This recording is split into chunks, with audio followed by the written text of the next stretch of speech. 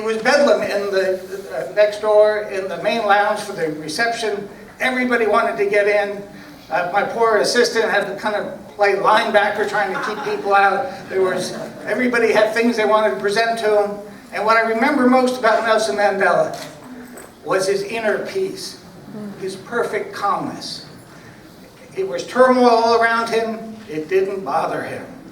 And that was when I realized that a man who could spend 30 years in prison and come out and not be seeking revenge, it was the inner peace of Nelson Mandela that made him a great man. And that's what I remember. And Myron's back to me.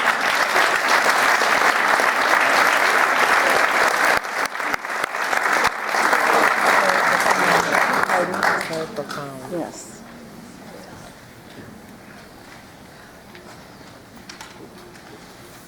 And now for a surprise, which is not on the program. In 1995, in his first year of his first term as the President of South Africa, Nelson Mandela initiated a unique venture to unite the nation that was still torn by the legacy of apartheid. His initiative was to enlist the national rugby team on a mission to win the 1995 Rugby World Cup. That story was told in the 2009 movie Invictus, directed by Clint Eastwood and starring Morgan Freeman and Matt Damon.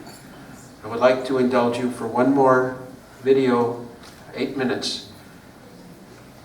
An 8-minute documentary about the making of that movie as narrated by Morgan Freeman, which we feel is very appropriate to show this evening as we review the legacy of Nelson Mandela.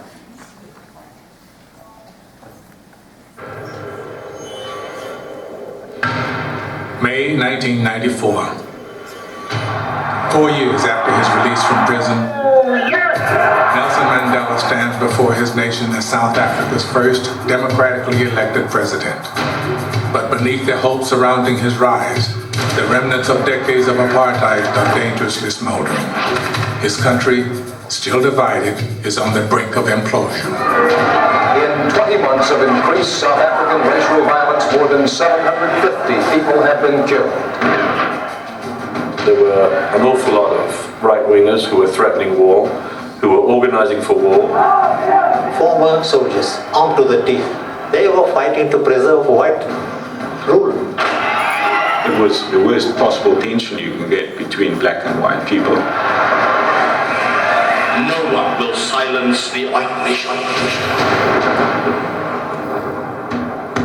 As the violence intensified, Mandela rallied international support to bring the 1995 Rugby World Cup to South Africa, determined to use the world stage to unite his nation. But he was taking a risk because rugby and the South African national team, the Springboks, had long been associated with the very worst of the country's history. In South Africa, rugby was the white man's game. I hated rugby, I hated those ones who were playing rugby, and I hated the Springboks even more. Rugby is a sport of brute force, and as such, rugby in many ways symbolized apartheid oppression with which black people were being kept out. But now the man called Mandela by his followers was set on making peace with his former oppressors. He would become a rugby fan, but convincing black South Africans to stand behind the long-hated Springboks would not be easy. You see this cup that I'm wearing?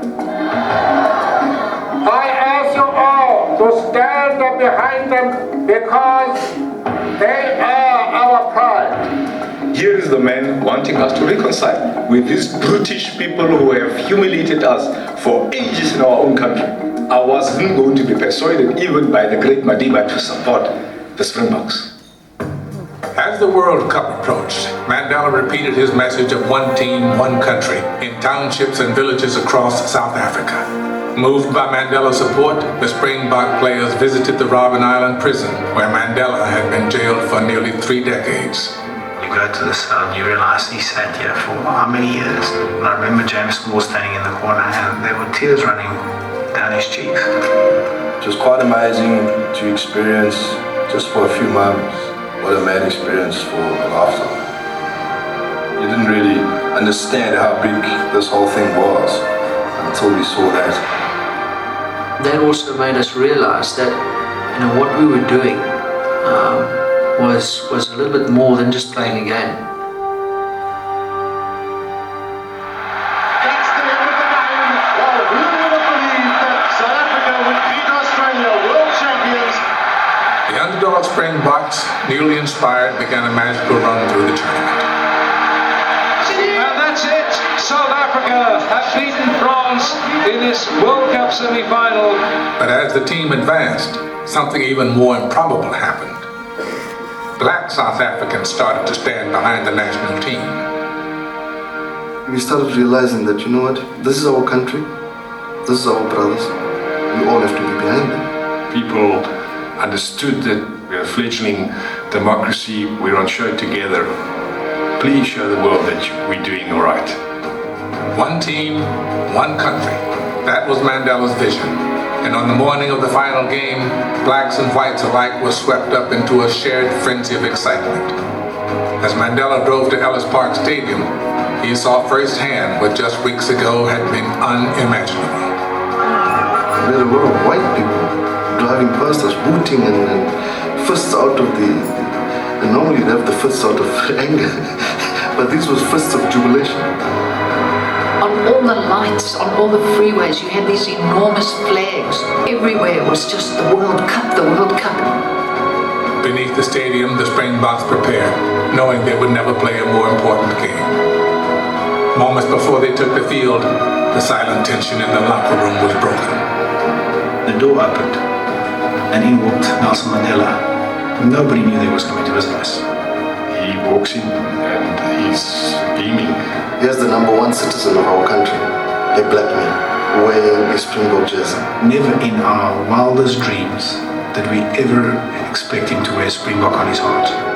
It was a very, very strong motivator in terms of where we were going and what we had to achieve. We now down to the big game and the two great rivals of New Zealand and South Africa out in the middle in Ellis Park. Tied 12-12 after regulation, the match remains one of the epic finals in rugby history. As play headed to overtime, Mandela sat in the president's box, his great experiment hanging in the balance. And the best Tyson Stransky looks for the drop. Has he got it? Yes, it's over. That is it. The final whistle then. South Africa win this Rugby World Cup final. And what a dramatic finish for the host country. I don't think I've ever seen so many grown men on the rugby field crying.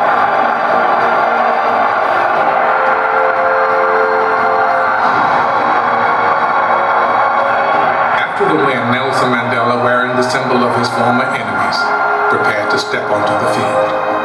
The crowd just went wild. It was like a volcano erupting.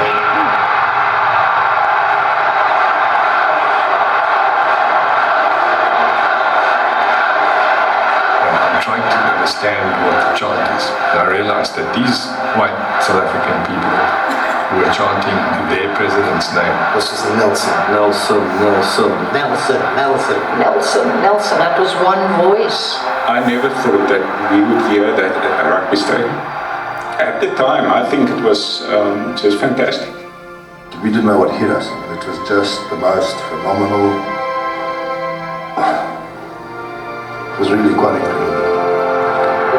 The image of a joyous Mandela celebrating with the national team was mirrored in every corner of the once broken country. South Africans at last were rejoicing as one. Then we had 65,000 South Africans here today. Tremendous support. David, we didn't have 60,000 South Africans. We had 43 million South Africans.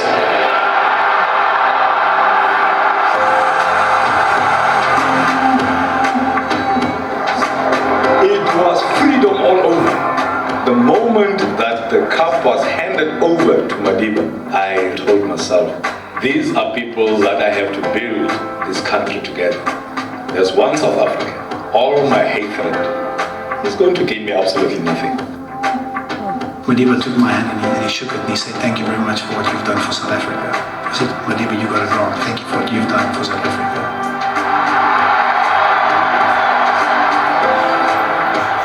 I think it was great vision from the man to have used that opportunity to make us see each other as human beings. This is our South Africa.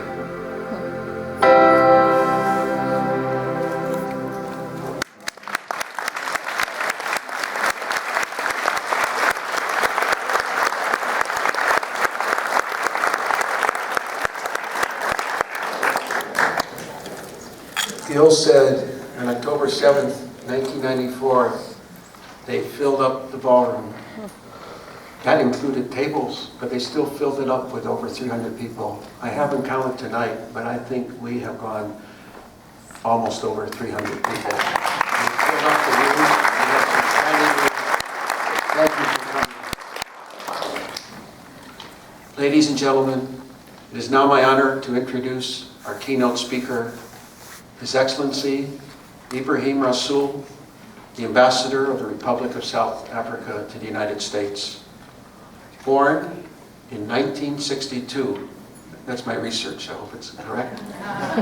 Born in 1962, the same year that Nelson Mandela was arrested and convicted of sabotage and other charges and sentenced to life imprisonment, Ibrahim Rasool has a long history of involvement in the anti-apartheid struggle, starting at high school and including leadership in the United Democratic Front and the African National Congress. He himself has spent time in prison and being under house arrest. Ibrahim Rasool has built up extensive experience in government, having led many departments including health, welfare, finance, and economic development. As Premier of the Western Cape, he was instrumental in attracting foreign investment into the province. He has been ambassador to Washington since August 2010. We are pleased to welcome Ambassador Rasool as our keynote speaker this evening.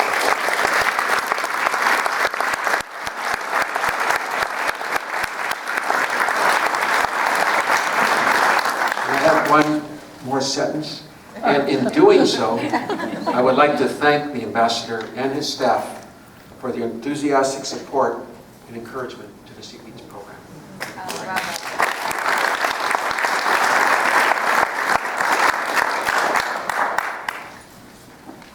Thank you very much, Madam Belkant, and thank you very much to the National Press Club for this extraordinary South African evening to celebrate the life, legacy and values of Nelson Mandela. I think that it is a reunion of sorts in many ways.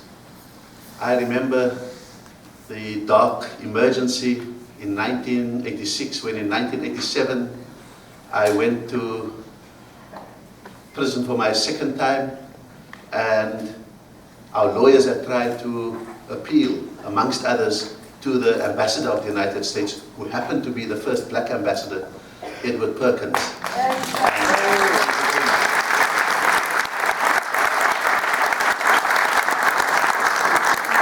And courageous journalism by people like Philip van Niekerk in what became the Mail and Guardian. I think it still sets the standards for bravery in journalism.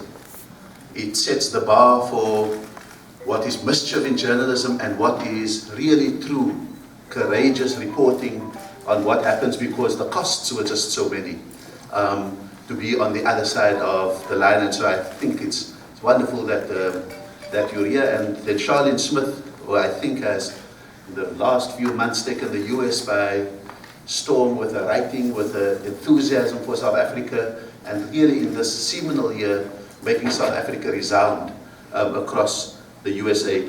Madam, you're right, in 1962 I was born as Nelson Mandela started his term in prison. In 1976 I went to high school and got caught up in the uprisings of the students, and then learned for the first time the name Nelson Mandela. It was in 1987 when I met Nelson Mandela for the first time, when the warden told me that I was ill, which evidently I wasn't. but it was his way of getting me into the same hospital waiting room at Pollsmoor Prison. And inside it was only Nelson Mandela and myself. And we had 10 minutes together. Incidentally, he was very worried about the young political detainees who were with me and said, you know, I get the movie every Friday night. I'll insist with the wardens that he sends it to all of you to watch it on the Saturday night with my projector. We thought we were going to watch Police Academy 1, 2, 3, 4, 5, 6, 7. And we ended up watching with Nelson Mandela 12 episodes of a series called The Peopling of America. The history of the Native Americans, the slave history, where the Irish came from and where they settled, when the Italians came, when the Dutch came, and how it became a united nation. I think that in 1990, I had the opportunity to travel with him through Africa as he went through 13 countries, and I happened to ask him, what does he feel about watching that? And he was very aware of the fact that we were needing to unite our people, and we needed to learn from countries like the United States about how that was done. It was in 1994 that I understood that he had a unique contribution not only to South Africa, but to the world. And it was a unique contribution that was based on both that inner calm, but a radiating philosophy. A philosophy that we call Ubuntu, that in the words of Nelson Mandela says, I am because you are. That establishes not the independence of people, but the interdependence of people. Not the disconnectedness of people, but the interconnectedness of people. That we are people through other people. We do have responsibilities to each other and rights over each other, even while we are unique human beings ourselves. And so that really was one of the striking ways in which Nelson Mandela shaped South Africa's history and made an impact on the world. Just to continue with the dates, it was in 2006 when I was Premier or Governor of the Western Cape, and I had a visitor, an unknown senator from Illinois, who came visiting South Africa. Not many doors, political doors opened for him. I was one of 2 politicians who made time for him, spent 2.5 hours with him, and gave him one of the original lithographs of Nelson Mandela's first speech as a gift. When I presented my credentials to then President Obama, I reminded him of this picture, and he sent one of his guards out to ask me about the description of it, because he was sure they had not brought it to the White House yet. I hope they have since, and especially now that he knows he's got the White House for another 4 years, he can definitely.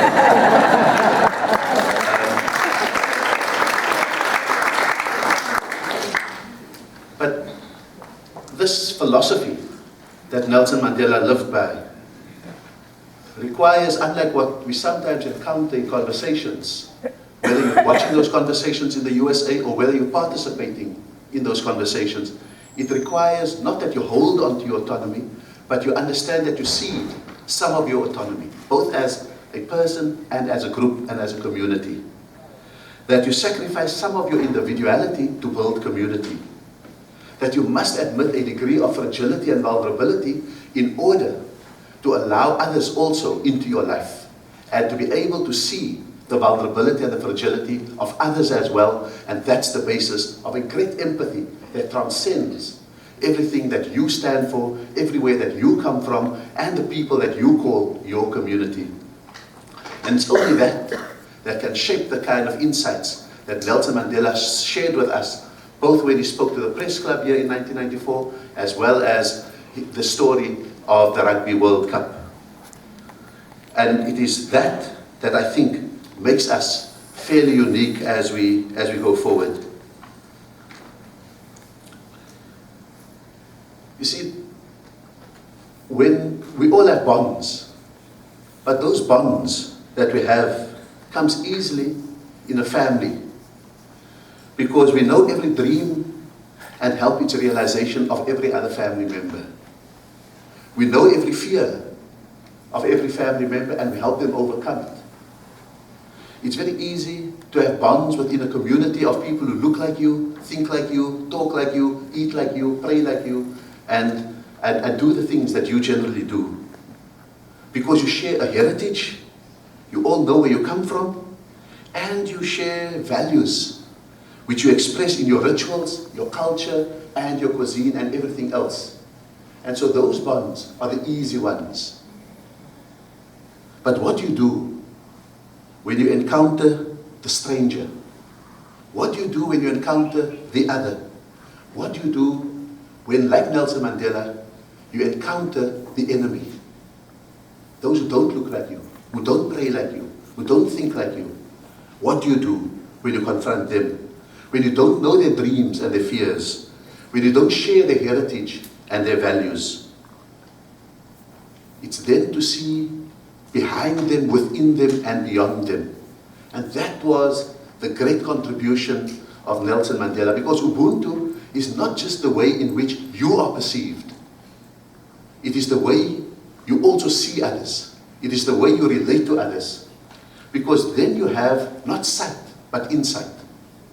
That's when you see that behind the aggression of those who have oppressed you may actually lie a deep fear of the unknown.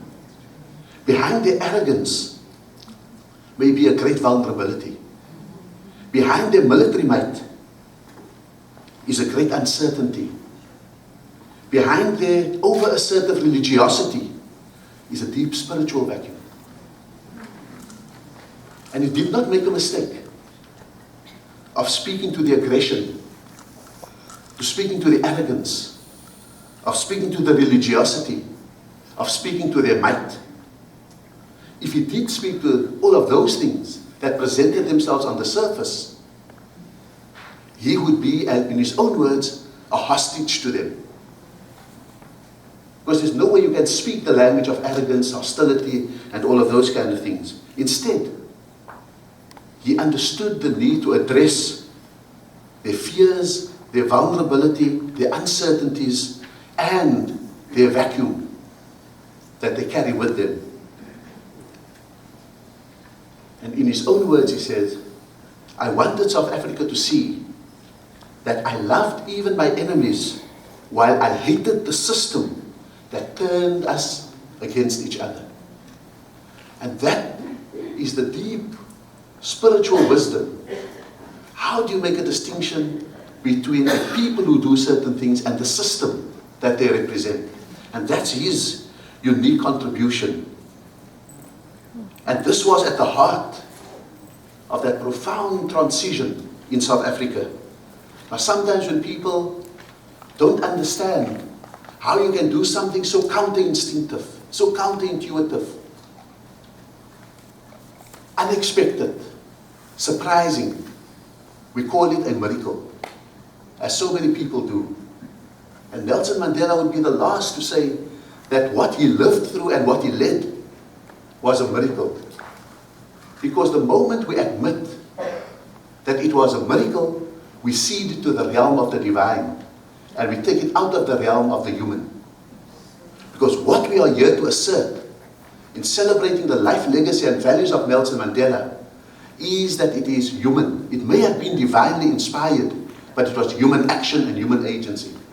Most importantly, that it can be done. That's not something for someone else to do. That's not something for a great soul. That's why we don't sanctify Nelson Mandela. We don't admit him to the realm of the saints, because we want him to be emulated. And that's what the celebration of his life, legacy, and values are about.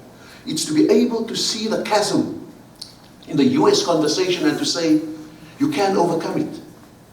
That we bring to you Nelson Mandela, who had more cause to be angry, but forgave. There are some people who have less cause to be angry, but hold it against their brothers, hold it against their children, hold it against their neighbors, hold it against their colleagues at work, hold it against people in other parties. They have less cause to be angry, and yet they grab it so easily. And we want to show, here's someone who had greater cause, the greatest cause, and transcended it.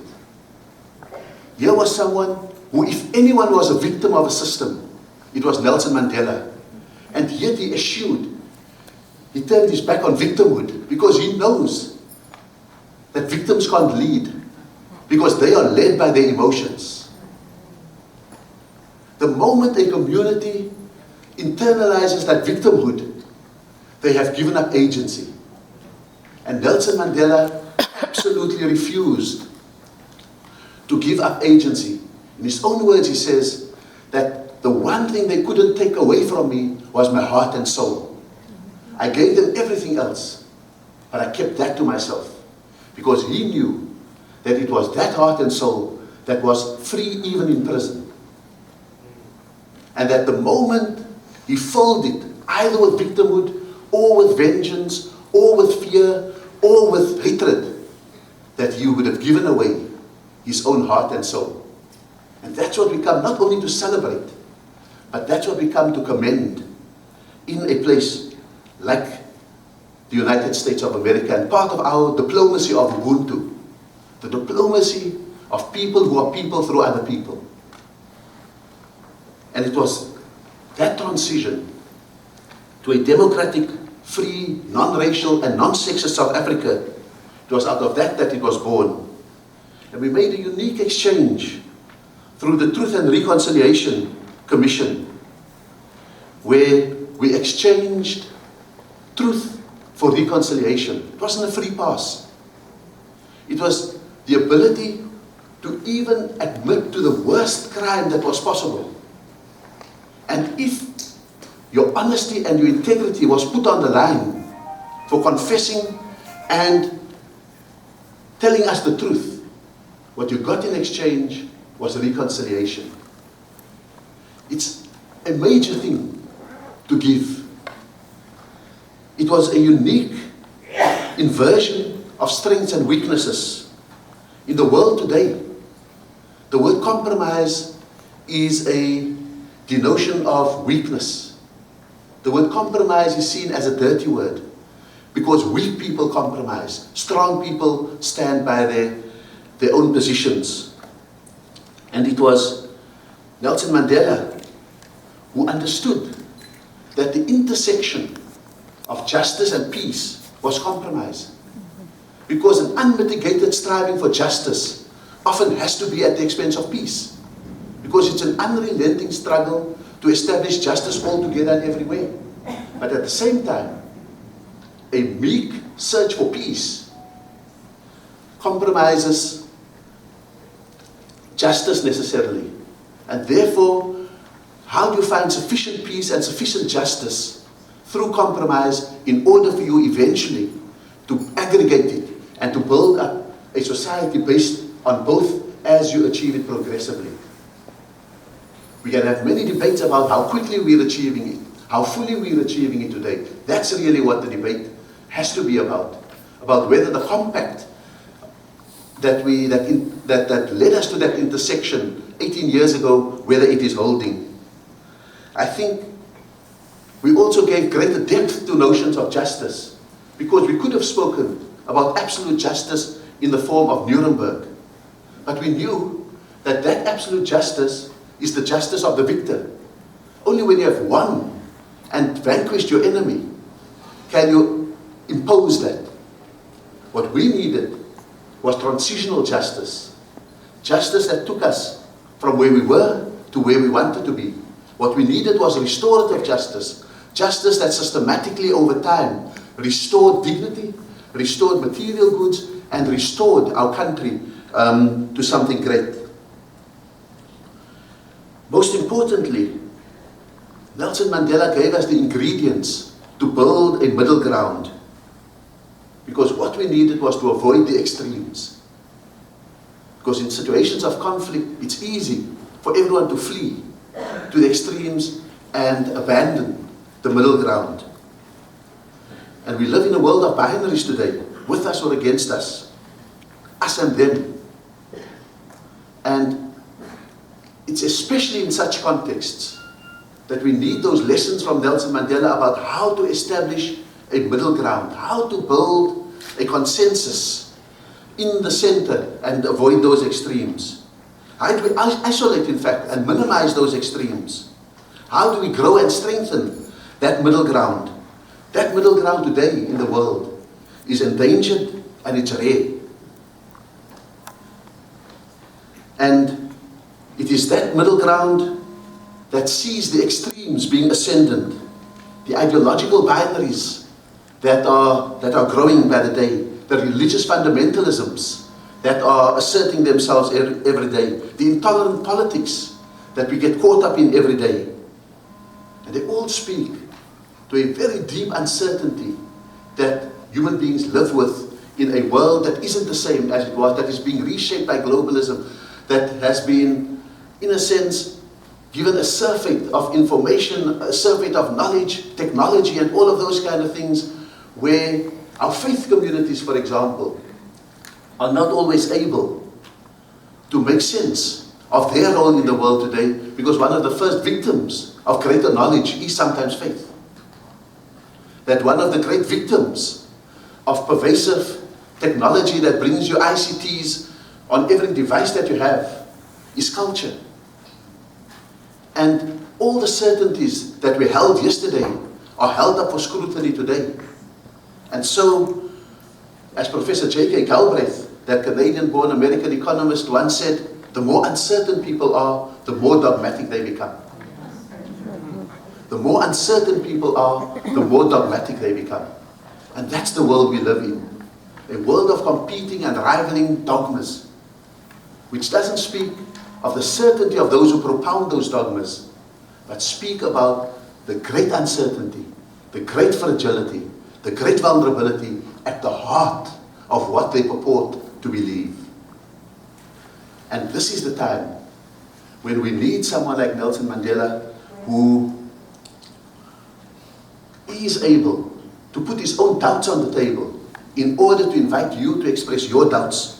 One of the memorable quotes of Nelson Mandela is when he says, none of us can be described as having virtues or qualities that raise him or her above others. Imagine someone who leads a 100-year-old movement, who has come out of prison and now needs to reshape his country, admitting that we can't speak about us having virtues and qualities that raise us above others. Who else in today's world would admit to that? But the moment you say those kind of things, that's the moment when you invite others to express their vulnerabilities. That's where leadership differs from simply being a manager. And how do we lead in this? And so the challenge today is that Nelson Mandela taught us in South Africa that I think the world needs is how do we re-establish balance in the world? How do we have sufficient certainty to know who we are and to be anchored in certain core values, but at the same time have sufficient doubt to prevent arrogance, intolerance, and blind faith? How do we balance that? How do we have all the joys of our own communities, enjoying our identity, enjoying the anchors in our life, enjoying the feeling of being at home amongst those who are like us, but to know at the same time that we are not complete when we enter into relationships with people who are diverse, who are different, who are other than us. They complete us, because what we have in our community can never be complete. How do we become passionate about our causes, our issues, and our campaigns, but at the same time always search for the underlying values and principles between what we hold dear and what others hold dear, even if it is in other campaigns, other issues, and other causes? It is in such things that Nelson Mandela could transcend his own party, his own community, his own tribe, and therefore embrace his enemy.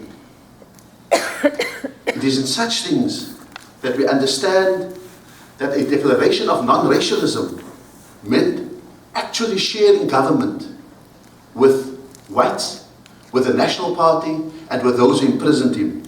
Because Nelson Mandela understood something that is not always understood in the world today. That when you proclaim moral ends, you must have moral means. You can't fight for non-racialism and mobilize racially. You can't fight for justice but oppress women.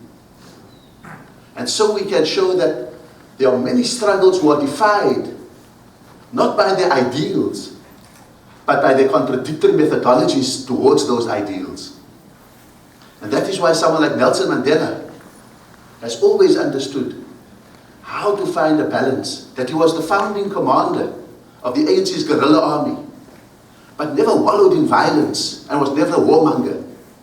At the same time, he initiated negotiations with the National Party, but no one would accuse him of being a pacifist.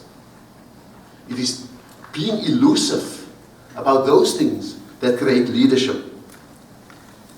And so I think that building a middle ground requires leadership, while being on the extremes requires demagoguery.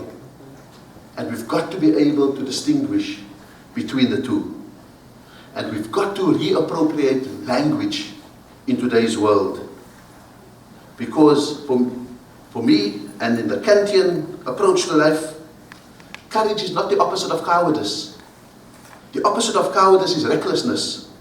Courage is the middle. It's to have enough caution, but enough resolve at the same time. That's what courage is. Much the same way